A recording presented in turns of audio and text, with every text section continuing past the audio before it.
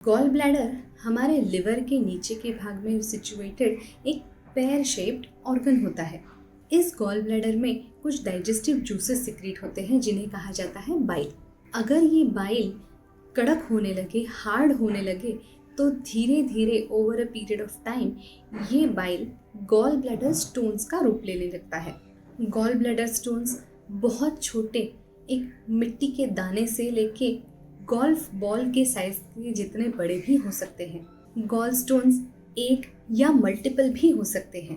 ज़्यादातर gall stones की वजह से कोई सिम्टम्स नज़र नहीं आते, लेकिन अगर गॉल स्टोन्स जगह चेंज कर रहा है या गॉल ब्लैडर को ब्लॉक कर रहा है तो उसकी वजह से सिम्टम्स दिखाई दे सकते हैं। ये सिम्टम्स ज़्यादातर बहुत ज़्यादा सिवियर पेन, खास तौर पर राइट एब्डोमिनल रीजन में होने वाले पेन की वजह से होता है।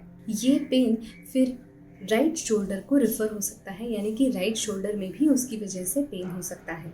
नौशिया, वॉमिटिंग, ब्लोटिंग जैसे फीलिंग इस गॉल ब्लैडर के स्टोन की वजह से हो सकती है। गॉल स्टोन्स के पेन की एक खास बात होती है कि ये सडनली आता है और ये रैपिडली बढ़ते जाता है। इस पेन को सडन रैपिडली इंटेंसिफाइंग पेन ऐसे कहा जाता है। ये पेन कुछ मिनटों का हो सकता है या कभी कभी कुछ घंटों तक भी प्रोलॉन्ग हो सकता है।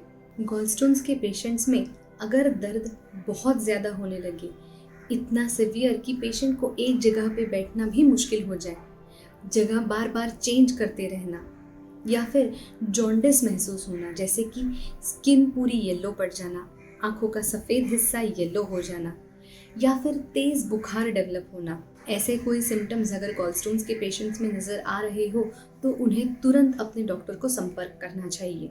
गॉलस्टोन्स से रिलेटेड कुछ कॉम्प्लिकेशंस हो सकते हैं, जैसे कि इन्फ्लेमेशन ऑफ गॉल ब्लैडर, जिसे कहा जाता है कोलेसिस्टाइटिस।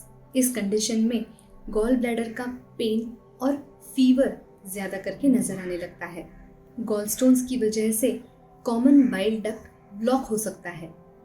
ये डक्ट ऐसा होता है जिसमें से गॉल ब्लैडर में जमा बाइल बाहर सिक्रीट होता है। अगर गॉलस्टोन्स की वजह से ये डक्ट ब्लॉक हो जाए तो पेशेंट को बहुत ज़्यादा पेन हो सकता है।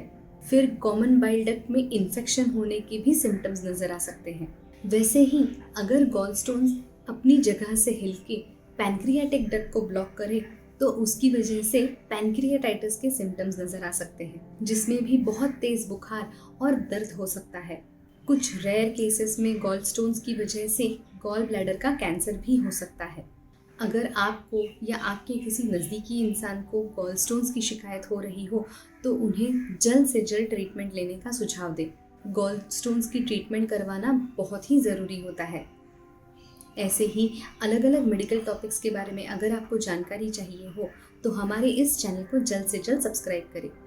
लाल कलर का बटन दबाएं और हमारे इस चैनल को सब्सक्राइब करें। Thank you.